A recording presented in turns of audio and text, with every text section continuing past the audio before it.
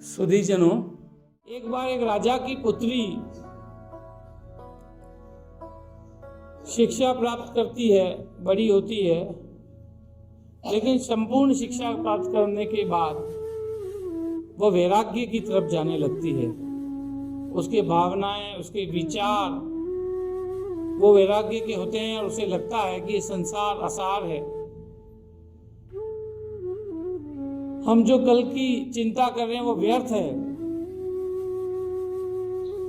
हमें सिर्फ आज की चिंता करनी चाहिए, आज के बारे में सोचना चाहिए।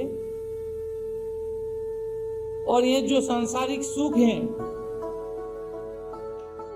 वो आने वाले भविष्य में कहीं भी काम नहीं आने वाले हैं। तो उसकी वैराग्य की भावना देख करके राजा चिंतित होते हैं, उसको कई बार समझाने का प्रयास करते हैं, लेकिन वो नहीं समझती है। तो वो एक वैरागी को ढूंढते हैं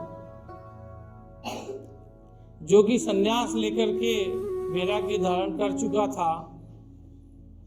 उससे अपनी बेटी की शादी करा देते हैं।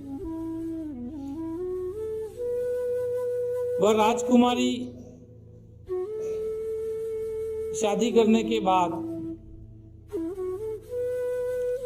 उस वैरागी के कुटिया में जाती है।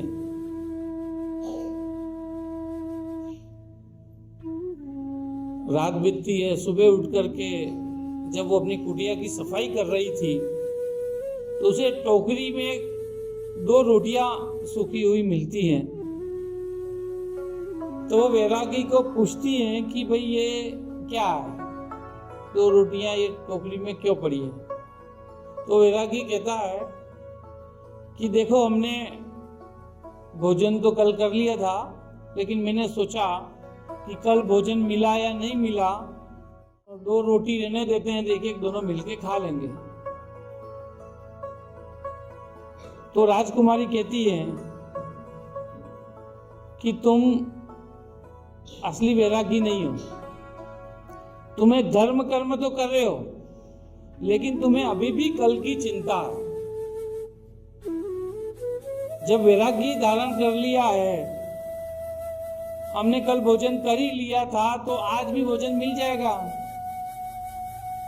तो 2 रोटी बचा करके रखने की कोई जरूरत नहीं थी। तब वो वैरागी को लगता है कि असली में वैराग्य राजकुमारी को हुआ है कि अपना राज दरबार छोड़ करके, राजा का घर छोड़ करके मेरे जैसे वैरागी से वो शादी कर ली। तब उन्होंने अपने कल की चिंता नहीं की, तो मैं व्यर्थ में ही कल के भोजन की चिंता कर रहा हूं। यदि राजकुमारी को कल की चिंता होती तो राजमहल छोड़ करके किसी वैरागी से शादी थोड़ी करती। तो कई बार हम लोग जो हैं वो कल की चिंता में बड़े डूबे रहते हैं। हमें पता ही नहीं है कि कल क्या होने वाला है। उसके बावजूद भी हम कल की चिंता करते रहते हैं।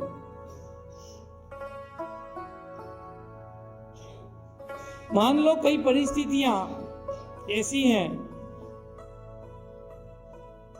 उस समस्या का समाधान ही नहीं है, तो फिर हम उसकी चिंता कर क्यों रहे?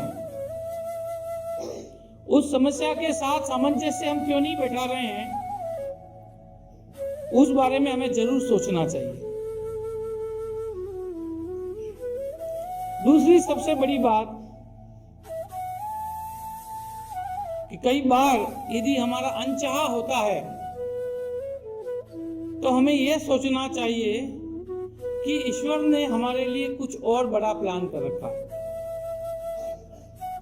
हम जो चाह रहे थे वो नहीं हो रहा है, हम बार बार प्रयास कर रहे हैं उस चीज को करने के लिए और वह नहीं हो रहा है,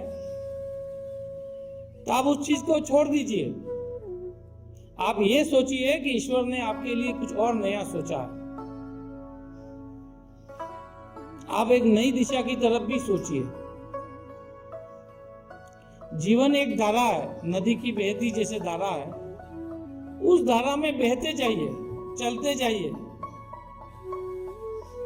हो सकता है ईश्वर आपको कहीं और पहुंचाना चाहता हो